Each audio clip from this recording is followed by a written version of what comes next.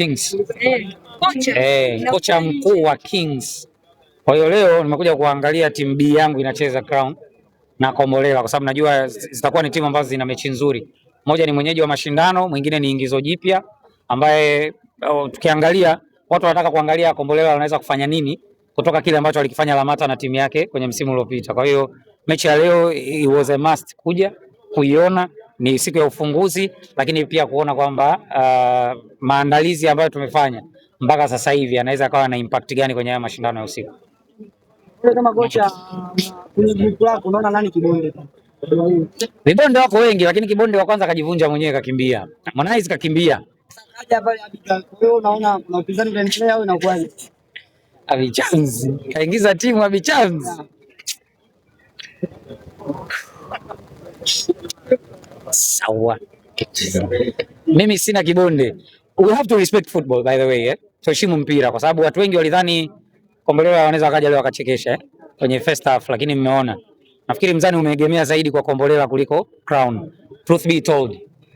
Tuheshimu tu kila mtu. Kwanza kwa participation kwenye mashindano, 2 kuchukua muda wao, 3 kuonyesha ile nia thabiti kwamba tunashiriki haya mashindano. Mashindano haya yalivyo, ingekuwa ndo tunaanza msimu wa kwanza tungesema mtu fulani kibonde haya mashindano ni mmoja tu, Konde Gang ndio kibonde pekee ambaye aliingia akakimbia, but hawa wengine ambao wamekuja baadaye, hiyo natania mkachukulia serious sana. Hawa ambao wamekuja wengine tunajua kwamba kila mtu ana uwezo kiasi gani, na uzuri timu hazijuani, kila mtu anaweza kusajili. Walioingiza timu zao watu wana hela, wana ushawishi pia wa kuchukua mchezaji sehemu tofauti tofauti, kwa hiyo it's a win-win, it's a very good thing. Mpaka sasa mwana nini uwanjani shimo? Bado sijaona mpira. Ukweli first half haina ball. Sasa kila mtu anabutua. Sijaona mtu wa kuscan. Ajue huu unaweka kulia, unaweka kushoto. Kila mtu anajihami, nafikiri kwa sababu ya nature ya timu zenyewe, kuna pressure ya kutaka upate ushindi kwenye mchezo wa kwanza, na kuna ile pressure pia ya kusema lazima nicheze vizuri ili nijifanyaje? Nijilinde. Kama sitashinda nisipoteze. Ndio hali halisi ambavyo inakuwa. Kwa hiyo tuendelee kuwapa muda tu. Inawezekana unajua mashindano yalivyo yana tempo. Yaani siku ya kwanza ni tofauti na siku ya pili. Mchezo wa kwanza ni tofauti na mchezo wa pili. Inawezekana hii mechi ya kwanza tukakosa kuona kile ambacho tulikuwa tumekifikiria.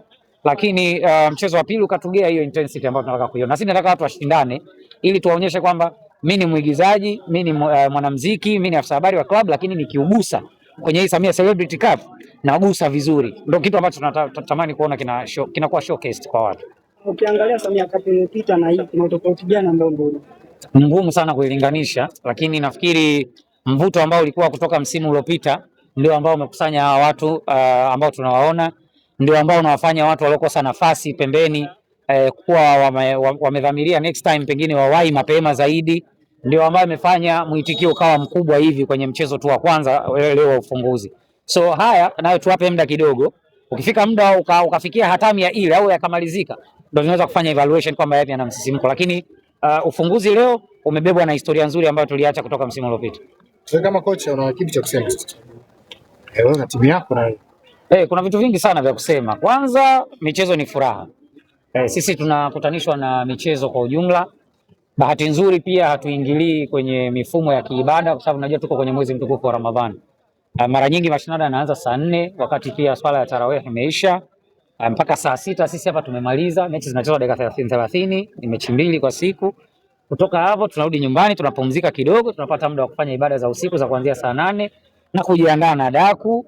Baada ya hapo tunaendelea na mfungo wetu. Kwa hiyo kikubwa watu wajitunze, fanye ibada sana kipindi hiki, tujitokeze kwa wingi kuja kushiriki kwenye mazoezi kwa sababu kama sisi Waislamu tunahusiwa kufanya mazoezi. Na hii ni sehemu ya mazoezi. Wenzetu wa Kristo pia ambao wako kwenye mfungo wao wa Kwaresma wanahusiwa mazoezi. Hakuna dini ambayo inakataza mazoezi. Kwa hiyo tujitunze, tufanye mazoezi, tukipata muda wa kuja kufurahi na wenzetu kama hivi tufurahi, lakini kwa adabu na kila mtu amheshimu mwenzie. Messi.